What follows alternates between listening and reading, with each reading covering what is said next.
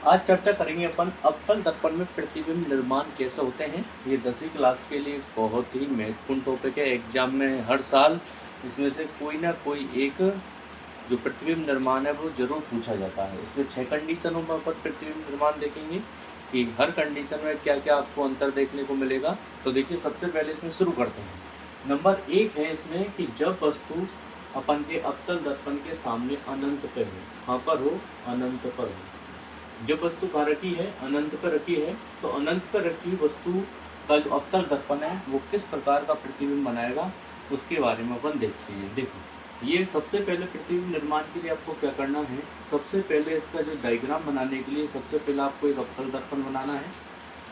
ठीक है, क्या बनाना है, अवतल दर्पण बनाना है। उसके बाद में इसमें से अपन को बीच वाला जो पॉइंट है ये इसका क्या कहलाएगा, ध्रुव कहलाएगा। क्या कहलाएगा ये, इसका ये ध्रुव कहलाएगा। और आपको एक बीच में से सीधी लाइन खींच देनी है।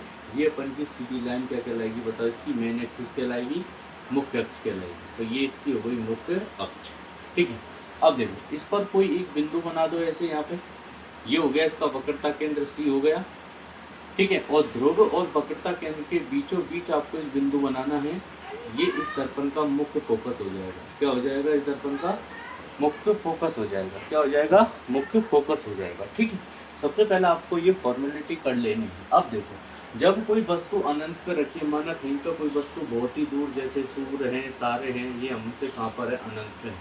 तो इसके लिए आपको क्या करना है, एक बात याद रखनी है कि जब कोई वस्तु अनंत पर रखी है तो उससे आने वाली जो प्रकाश की किरणें हैं वो हमेशा इस जो मुख्य अक्ष के समांतर आएंगी। तो जब भी आपको एक बात ये याद रखनी है कि अगर कोई वस्तु अनंत पर रखी है, कहाँ रखी है, अनंत पे, तो उससे आने वाली जो प्रकाश की किरणें हैं, आने वाली जो प्रकाश की किरणें हैं वो हमेशा कैसे आएंगी, मुख्य अक्ष के समांतर आएंगी। कैसे आएंगी, मुख्य अक्ष के समांतर आएंगी। उसके बाद देखो, अपन ने प्रतिबिंब निर्माण में एक नियम पढ़ा था कि अगर कोई प्रकाश की किरण मुख्य अक्ष के समांतर आती है, कैसे आती है, समांतर आती है, तो परावर्तन के पश्चात एक कहाँ से गुजरेगी, मुख्य फोकस से होकर के गुजरेगी। कहाँ से गुजरेगी, मुख्य फोकस से गुजरेगी। इसी प्रकार से एक प्रकाश की किरण ये नीचे से आपको लेनी है जो मुख्य अक्ष के समांतर जाएगी। तो जो प्रकाश की किरण मुख्य अक्ष के समांतर जाती है वो परावर्तन के पश्चात कहाँ से गुजरती है, मुख्य फोकस से गुजरती है।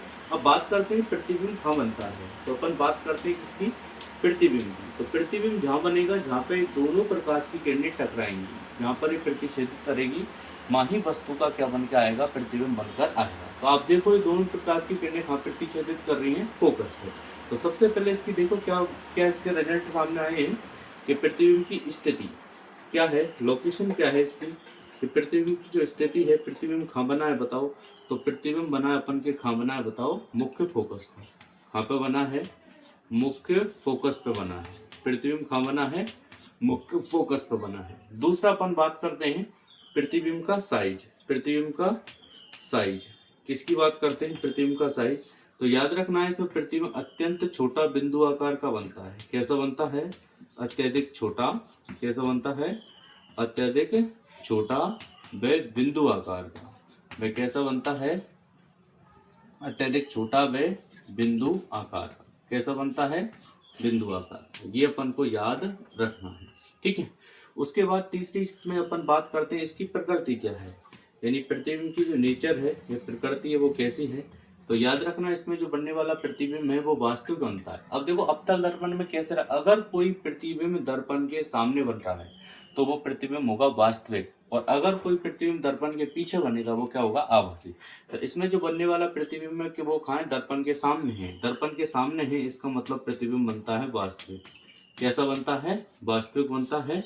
और नीचे वास्तविक व छोटा, वास्तविक व उल्टा, सॉरी वास्तविक व कैसा बनता है, उल्टा बनता है। तो ये अपन को याद रखना है कि अवतल दर्पण में प्रतिबिंब निर्माण में पहली कंडीशन है कि जब वस्तु कहाँ रखी हुई है, अनंत पर रखी हुई है। ठीक है, तो क्या याद रखना है, जब वस्तु अनंत पर रखी होती है तो वहां से आने वाली प्रकाश की किरण हमेशा मुख्य अक्ष के कैसे आती हैं, समांतर आती हैं। कैसे आती हैं, समांतर आती हैं।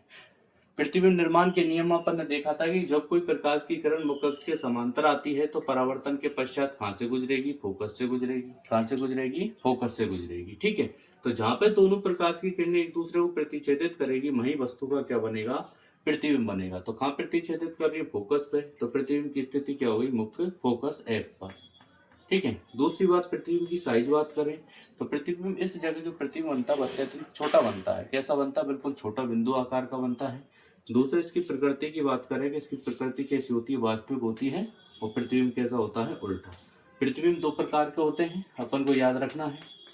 प्रतिबिंब कितने प्रकार के देखेंगे अपन? दो प्रकार के। एक तो प्रतिबिंब होता है कौन सा? वास्तविक। एक तो प्रतिबिंब कौन सा होता है? वास्तविक। और एक प्रतिबिंब होता है अपन का कौन सा? आभासी। कौन सा होता है? आभासी। दोनों में क्या अंतर है? अगर प्रतिबिंब दर्पण के सामने बनेगा, दर्पण के सामने बनेगा, प्रतिबिंब कहाँ बनेगा? दर्पण के सामने बनेगा। प्रतिबिंब प्रतिबिंब कहाँ बनेगा? दर्पण के सामने बनेगा, तो वो वास्तविक प्रतिबिंब होगा। और अगर प्रतिबिंब कहाँ बनता है? दर्पण के पीछे। कहाँ बनता है? दर्पण के पीछे बनता है, तो प्रतिबिंब कैसा होगा? आभासी। ठीक है। और क्या अंतर हो सकता है? इसे पर्दे पर प्राप्त किया जा सकता है। पर्दे पर इसे क्या कर सकते हैं? अपन प्राप्त कर सकते हैं। तो जिस प्रतिबिंब को पर्दे पर प्राप्त किया जा सकता है वो प्रतिबिंब कैसा कहलाएगा? वास्तविक कहलाएगा। और जिस प्रतिबिंब को अपन पर्दे पर प्राप्त नहीं कर सकते उसे अपन कौन सा प्रतिबिंब बोलेंगे? आभासी। यानी इसको पर्दे पर प्राप्त नहीं किया जा सकता, पर्दे पर प्राप्त नहीं किया जा सकता, तो वो प्रतिबिंब कैसा होगा? आभासी होगा। तो अपन को याद रखना है जब वस्तु अनंत पे है तो प्रतिबिंब कैसा बनता है? वास्तविक बनता है। और वास्तविक के साथ साथ चलेगा उल्टा। देखो, जब प्रतिबिंब वास्तविक बनेगा तो प्रतिबिंब कैसा होगा? उल्टा भी होगा।